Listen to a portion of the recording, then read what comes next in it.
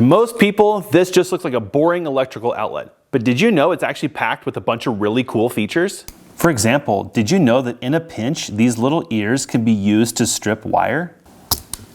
Or that on the same outlet, you could have a light on a switch, but your phone still charges.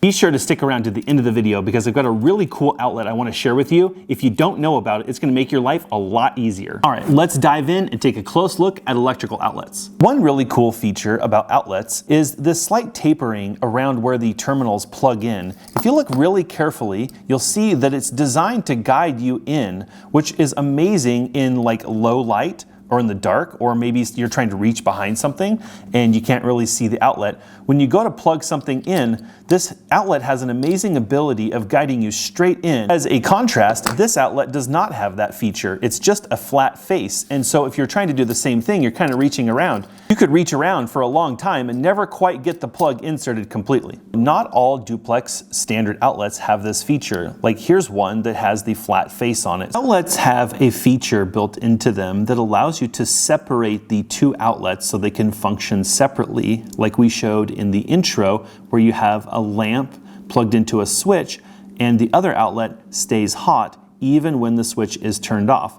It's this little tiny tab here between the terminals. This actually joins these two terminals. With just one wire, both outlets will work just fine. But there are situations where you might want one outlet to do one thing and the other outlet to do something else. And so they provide this small break-off tab here. And when we sever that, these two terminals act in isolation. Of course, you're going to want to do it to both sides in most applications to make sure that both the hot and the neutral terminals act in isolation. Another example of this might be in your entryway. You might want to have a boot dryer plugged into this outlet, but you want to have an entry light plugged into this outlet with a switch. Outlets have three places we can put wire. They have the gold terminal, the silver terminal, and the green terminal. The gold terminal is for our hot wire or the black wire, and this is the wire that carries the current from the circuit breaker. The silver screw is for the neutral, and it's what completes the circuit.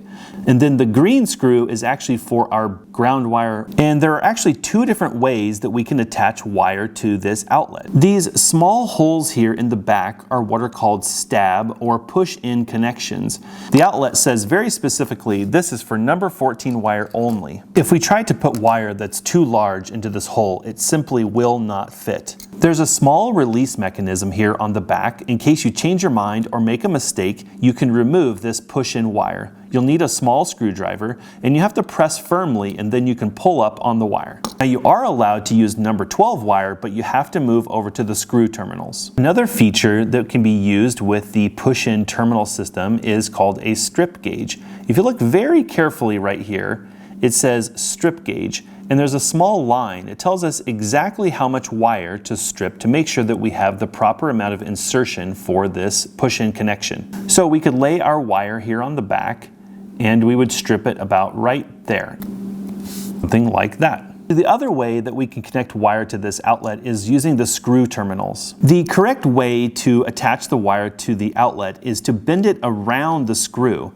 And this process can be kind of cumbersome, especially if you try to do it with a pair of pliers. Some outlets have a small ear built into them right here before the screw. And what this ear is designed to do is to help you to bend the wire around the screw. So if we strip a wire to the correct length, which I find to be about the depth of the outlet, we can hook it right here into that little ear. And that will hold that while we bend the wire around the screw. And now all we need to do is tighten down the screw terminal. Some outlets have this feature on the ground wire. We can hook the wire in behind and then wrap it around the ground.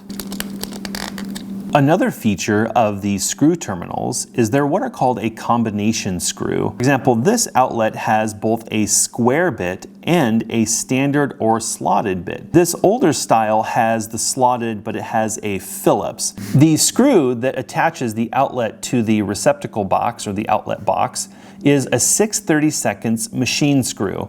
And the ones that come on the outlets are usually fine for attaching over something like drywall or particle board. But if you try to move up to something like tile, you may need to go to a longer screw. Because this screw is a standard size, you can simply go to the local hardware store and purchase an even longer screw if it's necessary to make sure that the outlet ends up flush with your surface that you're working on. These little ears are actually removable. You'll see a little perforation right here so that you can bend them and snap them off. This is super helpful when you're working with metal boxes, because if you don't snap those off, you'll be forced to place the outlet on the outside of the box. This is what's called a mud ring.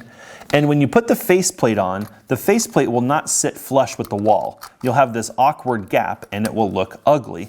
But if you remove those ears, you can actually attach the outlet from the inside. And now when you attach the cover plate, everything will sit nice and tidy and flush to the wall. In a pinch, if you don't have any wire strippers handy, these little tiny ears up here are actually pretty sharp, and if you're using number 12 wire, they can actually be used to strip the wire.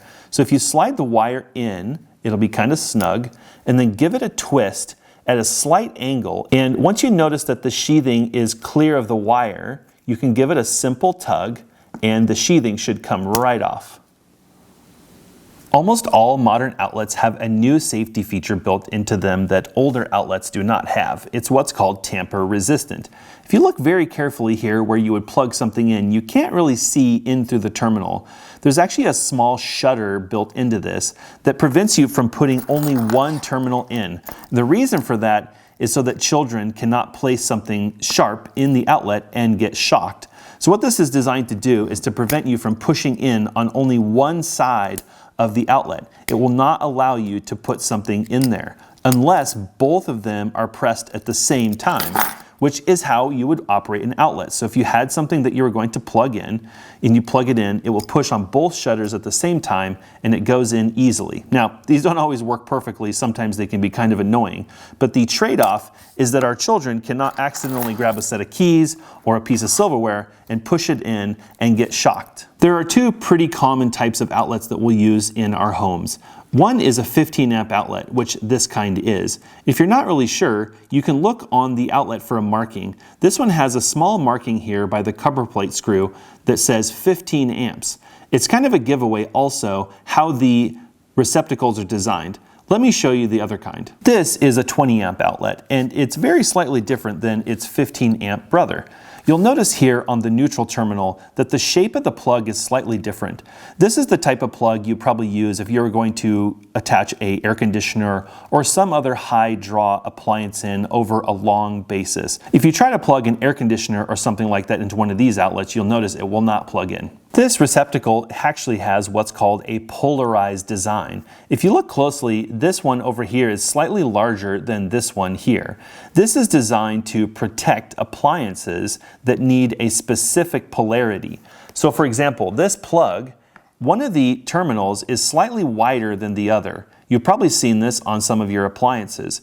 And that's designed to help you make sure that you plug it into the receptacle the correct direction. You cannot plug it in backwards. Of course, there are some appliances that don't have polarity and they will plug in either direction. Like this charger doesn't care. I can plug it in either way because it doesn't matter.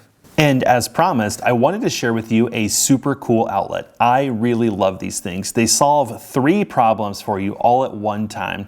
So they're a normal tamper resistant outlet, so you can plug in your appliances, hair dryer, whatever you need, but they also include a charger for portable devices. This outlet also includes a USB-A and a USB-C port, and it's able to manage the energy of charging while other things are plugged in. We have this type of outlet in various locations around the house where it would be really convenient if you could plug in a charge cord for your portable device. It just replaces a standard outlet and takes up the same amount of space. So for example, if you're in the kitchen and you need to charge your phone, you can simply reach for this outlet, plug in your charger, and you don't need anything additional to plug into the outlet. This also can be a nice space-saving design because you could have other things like a lamp or something else plugged in here, and you don't need to unplug it to plug in your phone charger. I hope you'll give these outlets a look. They've been a real game changer for us. This one is made by a company called Leviton. I think you can get them for about $30, and it takes basic DIY electrical knowledge and probably about 15 minutes to install one. Thanks for joining me on this video. We'll see you on the next one.